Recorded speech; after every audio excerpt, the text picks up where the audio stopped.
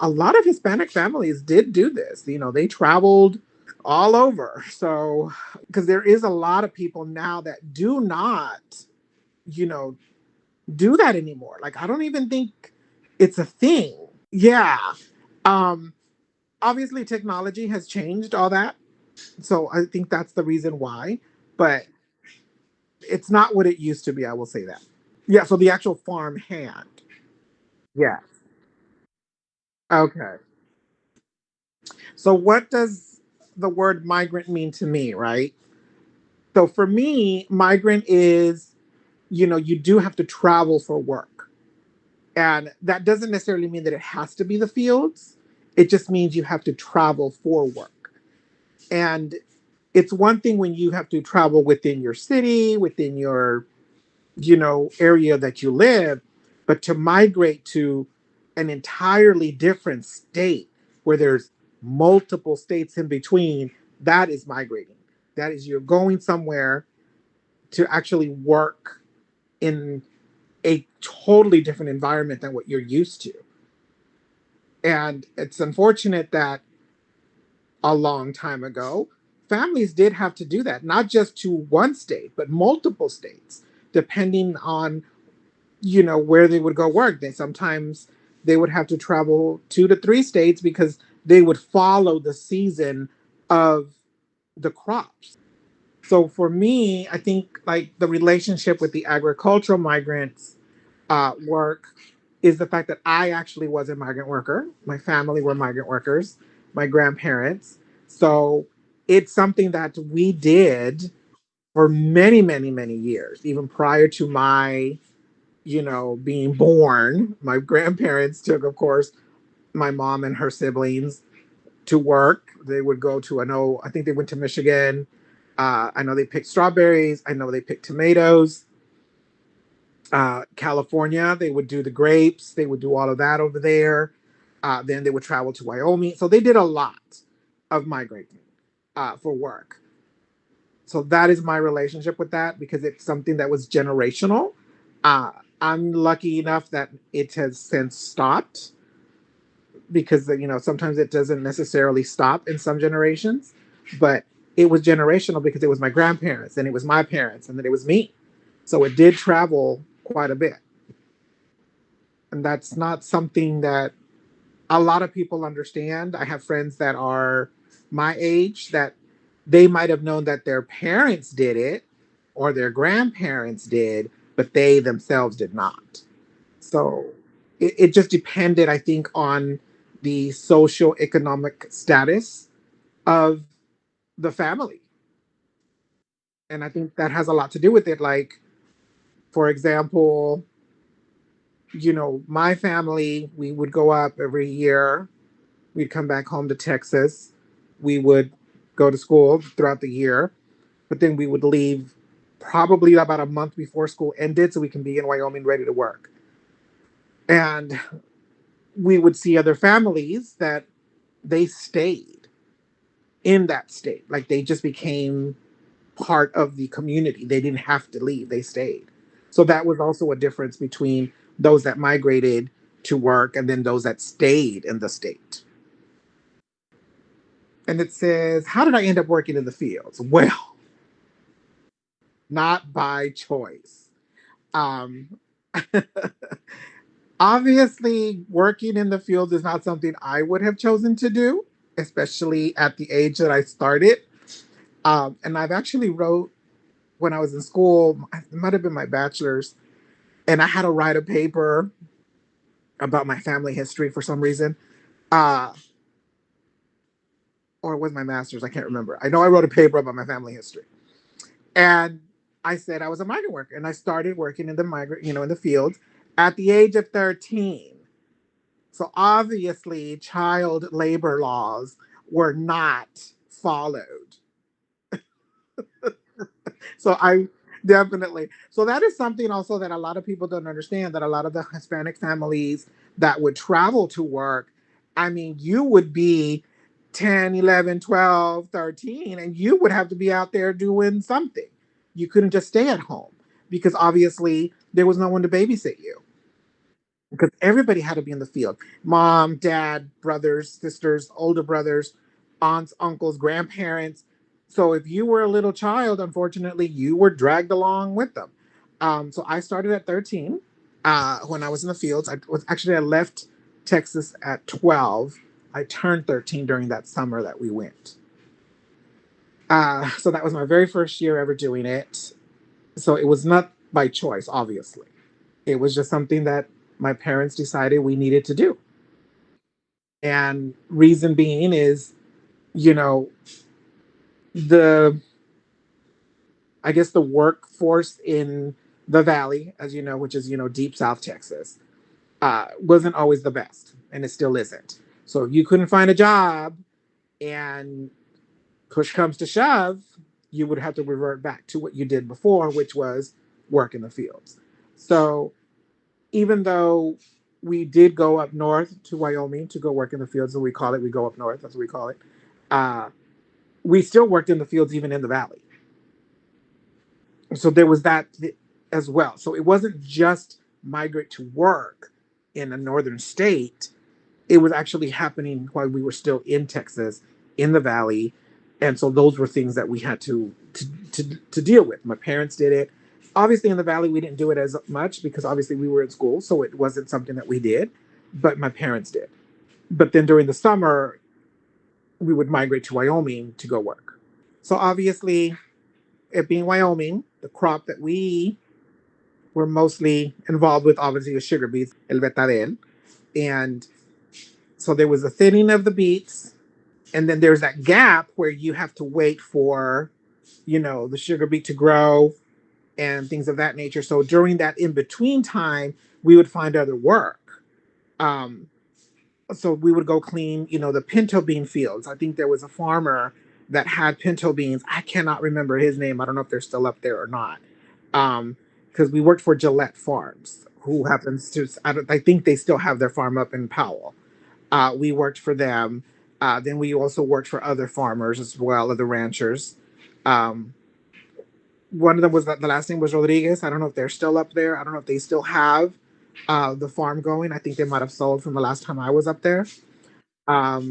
I'm not sure, but that's what we did, right? So the thinning of the beets, because of course we had to thin it out. Then, so in between, we would do cleaning fields of the pinto beans. Um, Depending on how things were going, we also cleaned out the barley fields. Now that was the worst. I will say that. I know that is the worst.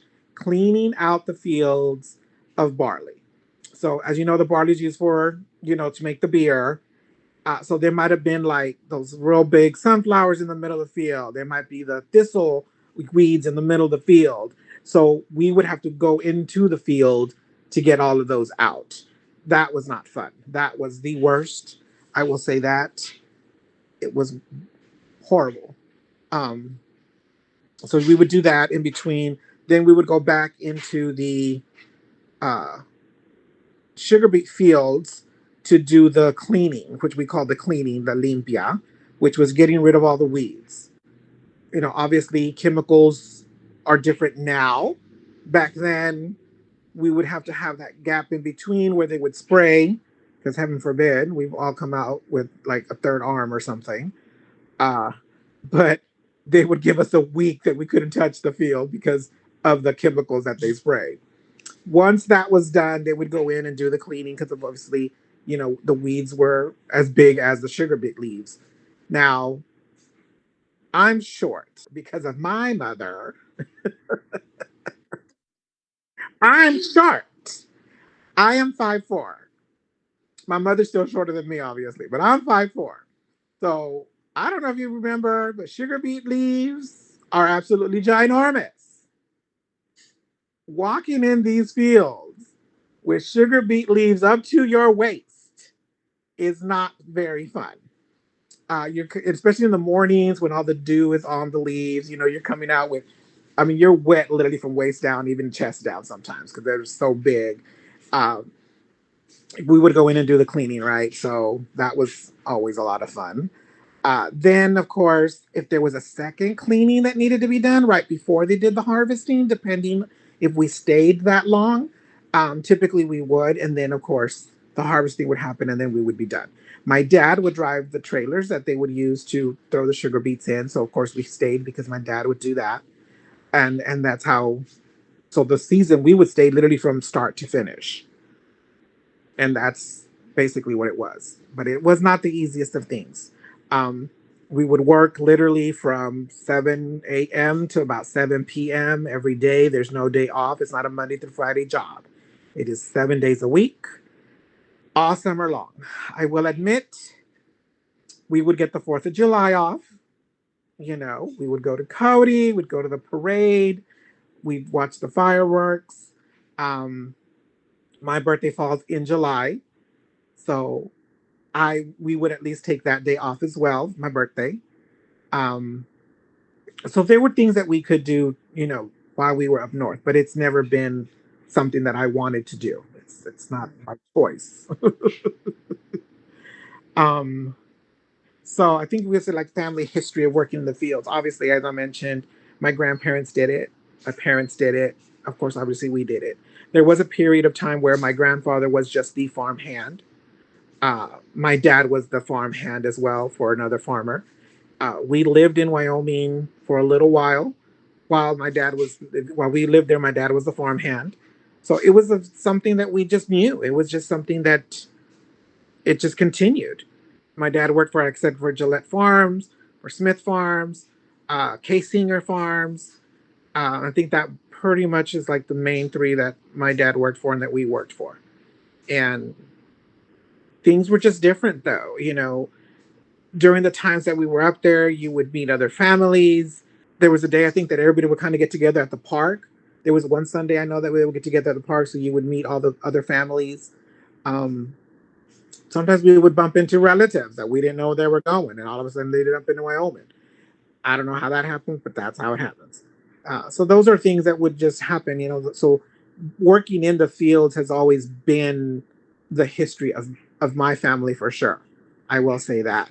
Um, like I said, my grandparents, my parents, um, even my brother's in-laws, his father-in-law worked in the fields. He was a farmhand for many years. So that also continued, on that side. Obviously, our generation, we don't do that anymore. Nobody wants to work in the fields. Nobody wants to be a farmhand. Um, and that's why I think it's a very different dynamic now, especially up in Wyoming. I think, what we see as far as the political climate, where we see them going into other fields and trying to gather these, individuals, they're not in sugar beet fields. So it's a different thing now. It's more fields where they physically still need people to pick, you know, the produce, the vegetables, the fruits, whatever the case may be, because some machines cannot do it. Obviously, in Wyoming, like I said, technology has changed. They now use space planters, is what they call them. So there's no need for people to thin out the beets. The machine plants it already in a certain gap between each one. Obviously, the chemicals are different now. So there's no need for someone to come in and clean the fields. So a lot of things have changed in that aspect. And I think a lot of people don't understand that when we were doing this, when our generations before me were doing this, it was hard work. It was every day. It was from sun up to sundown. It was walking these fields that are 30 acres, if not more, and you're walking it literally one row at a time, going up and down and up and down. I mean, it's a lot of walking, it's a lot of work. And nobody's going to want to do that for free. No one's going to want to do it for minimum wage, period. And I honestly don't even know what we were getting paid. That's something that we were never privy to as children or even as young adults. Even when I was turning 15, 16, 17, even though we were doing it, my parents did not discuss what we were getting paid in that aspect of working in the fields. We never knew. So then that's another thing, that the disparity of not knowing what you're worth, I think that's kind of where that leads to, where a lot of Hispanic families, a lot of Hispanic, individuals don't realize what their worth is because they never knew, because their parents never told them. They never gave them that information. Like, I don't know how I would react now if I had known how much I was getting, or how much we were worth really, and how much we were getting paid to do an entire 30-acre field, a 50-acre field. Like, how do you determine what your worth is? So that's something that I feel that, as a migrant worker, like, how do we know what our worth really is? I mean, there's so many things that happened. Um, I mean, I remember one day we were just walking, I call it walking down the field, right? I mean, I'm just working in the field. All of a sudden, this damn pheasant that flew out in front of me. I screamed. I was freaking out. I was like, this is the reason why I don't want to be in the field. I already told you people, I don't want to work out here no more. Why you have me out here? So I was always very dramatic. Um, I always said I wasn't poor, that I don't know why I'm in working in the fields. And obviously we were poor because I was working in the fields. I mean, hello. If you put two and two together, it does equal four. Um, and I come to the realization that yes, we were poor, and that's why I had to work in the fields. But in my mind at that time, I refused to admit that we were poor and I had to work in the fields. So that to me was just like, I still remember that stupid freaking pheasant scared the crap out of me while I was walking down the fields. And it's not fun being attacked by a pheasant. I was always afraid of snakes. I was always scared I was going to, encounter a rattlesnake, which we never did. Um, but then when we would get there, like really early in the mornings, because obviously, like I said, 7 a to 7 p, uh, we would see deer, you know, in the mornings. You get to see, you know, it's a beautiful country. I will say that about Wyoming. You get to see the beautiful mountains. You get to breathe the fresh air. But when you're physically having to work, you would only enjoy it for just a very little amount of time. Because then it would get hot, you're tired, you're having to eat your lunch in the shade of your car in some instances because there's no shade. Um, there's no trees, obviously, where the fields are. Um, Sometimes the field was wet. You had to walk through the mud. So there's a lot of days that it was a lot of hard work. It's never easy walking these fields. And I don't think people understand, especially now in this political environment that we're in, the amount of physical labor that it takes to do this work, to pick something off the ground. I mean, we did onions on the weekends, the onion fields, in the valley. We would go help my mom and my dad work in the onion fields, to literally yank onions out from the ground. Um, my mom picked broccoli. They put them in those little buckets, and we would help carry the buckets to the big trailer, in these fields. And, so it's just something we grew up with, but a lot of people don't understand that a lot of times it is physical, manual labor that is bringing your fruits and vegetables to your table. You know, Sugar beet is very different. Obviously, it is harvested differently. It is taken care of differently. It's what they make sugar. Obviously, it's what we have sugar on our table because of the sugar beet. But it's a very different thing. But all of their other, produce that you have to physically have a person physically do it. It's a lot of work. I will say that I never enjoyed it. I learned very young, at a very young age, that if I wanted to not work in the fields, I would have to go to school and stay in school. That was what my parents taught us. That if we did not get an education, obviously back in my day, before your time, we were told as long as you finish high school, you have to finish high school, right? Now it's like, then there was that whole stage of, oh, as long you have to get a degree, got to get a degree. it's associates, as long as you have a 2-year degree. Well, that went out the window. Now you got to get a bachelor's. Fine. That obviously is now out the window. Now you need master's degrees. I'm not going to go get a doctorate. I'm telling you that right now. I just finished my master's. I'm happy with that. I'm good.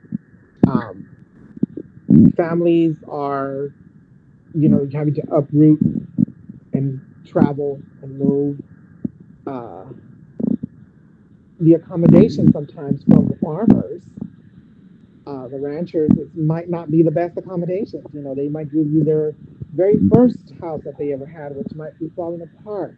You don't have central air, you don't have central heating, there's so many things that you take for granted when you do live at home, because then when you go over there, you don't even know where you're going to sleep.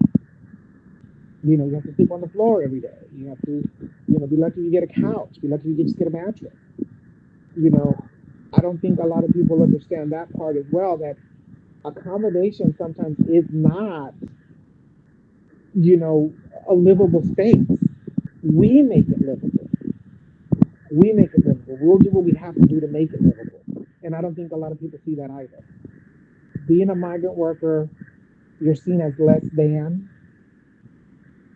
So then, people will treat you differently in the town. Um, like I said, I've always been I hated working with it.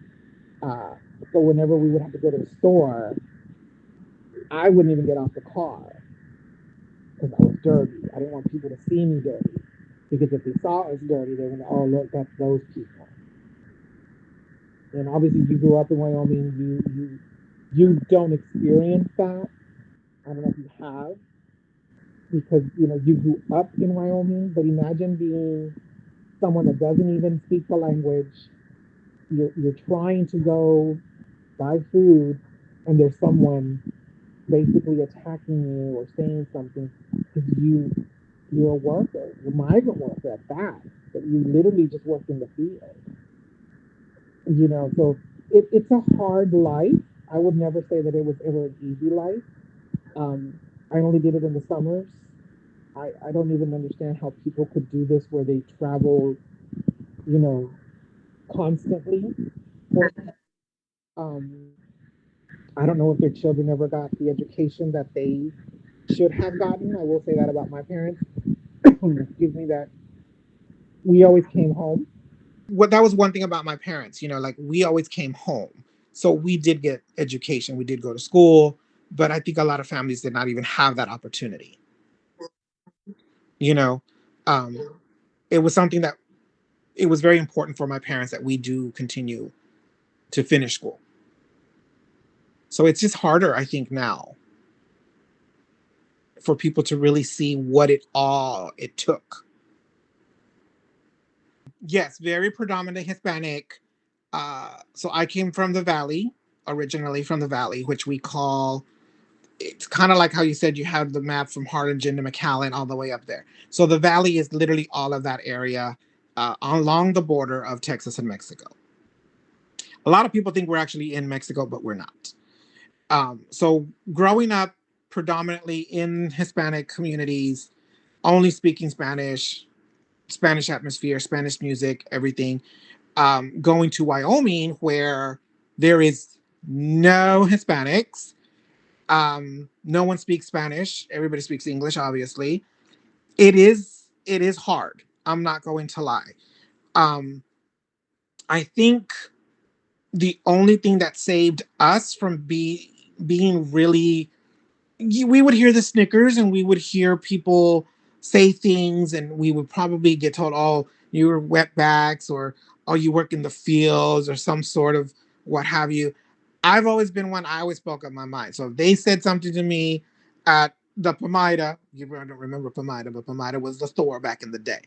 I would be at the Pomida, and if someone said something to me, I was never one to keep my mouth shut. I would always talk back. So it's been a miracle that I haven't had all my teeth busted out my mouth. Um, but I would talk back. Like, I didn't let them intimidate me. I never let them intimidate me. I think that because we did speak English and Spanish, and the fact that all of my parents spoke English and Spanish, All my aunts and uncles, everybody that would go. The only people that didn't speak English were my grandparents, but we would go with them, so we would translate for them. Um, so that is a really difficult thing to do, and to really feel like you belong. There was never that sense of belonging. Uh, Even when we stayed, because like I said, we stayed a couple of times. You know, it's just different. It's people might be, I guess they'll get used to you, but that doesn't mean that they accept you for who you are. And that can go in a whole other direction. But I think that that's how Powell works.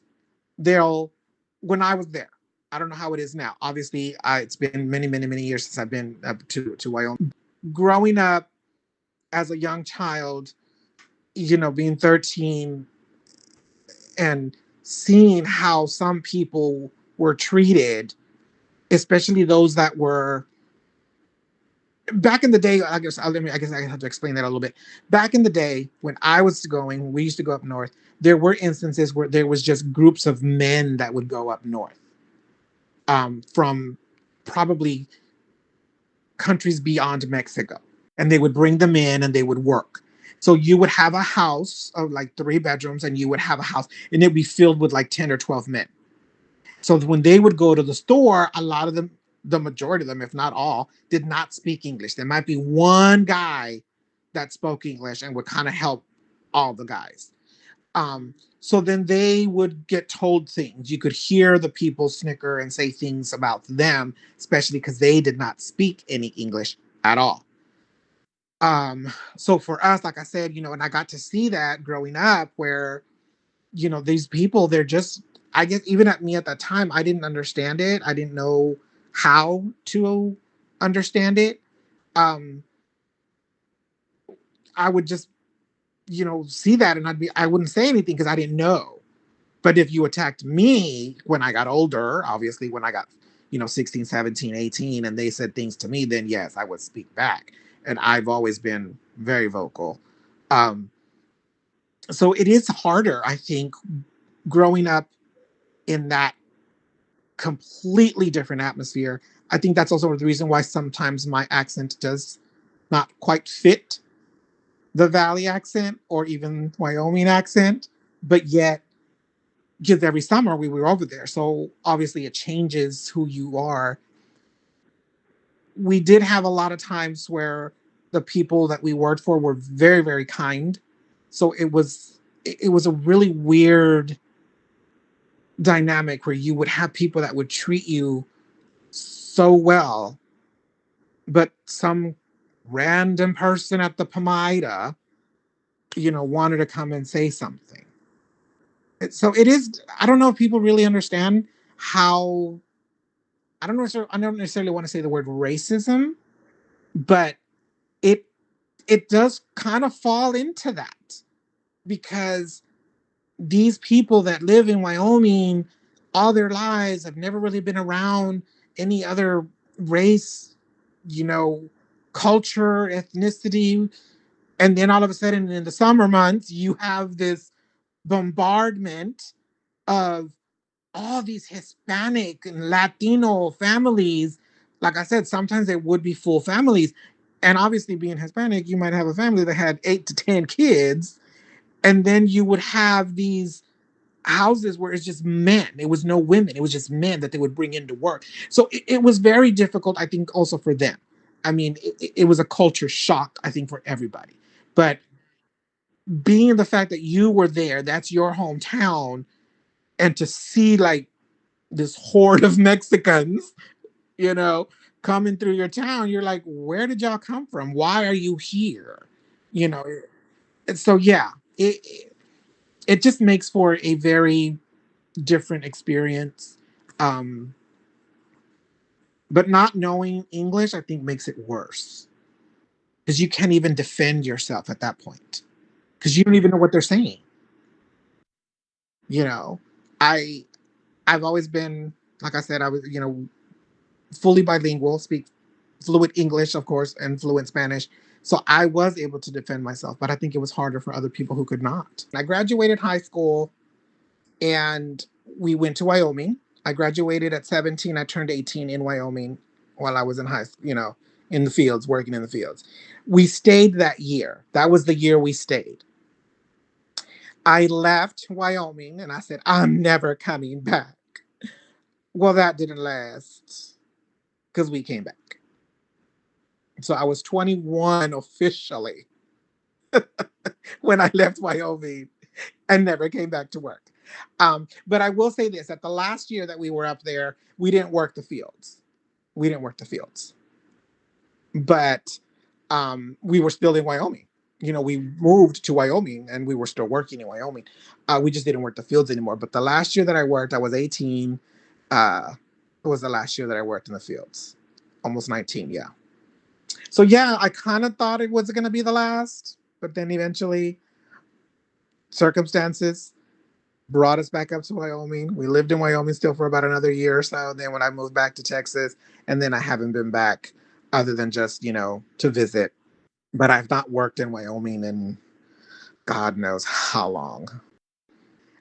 I think people back home need to really see how a lot of the families that lived in the valley back home did do that. They did travel for work, and it wasn't easy. You'd have to, especially if you had like a lot of kids. You're traveling with 5, 6 kids. Oh my gosh, like what are you doing? For me, it was just me, my mom, my dad, and my brother. It was just the four of us. Um, so it's a little bit different. Also, we didn't have the big family. We have history in Wyoming. As much as we don't want to claim that we do, we have history in Wyoming. My brother still lives up in Wyoming with his family. He stayed. Eventually, he stayed as well. Like I said, we went up north. We worked. He eventually stayed, kind of like her family eventually stayed. So there is that, where people will stay and they make their lives up there and they're quite happy. And there's some of us that refused to stay in Wyoming and we moved back to, our original state.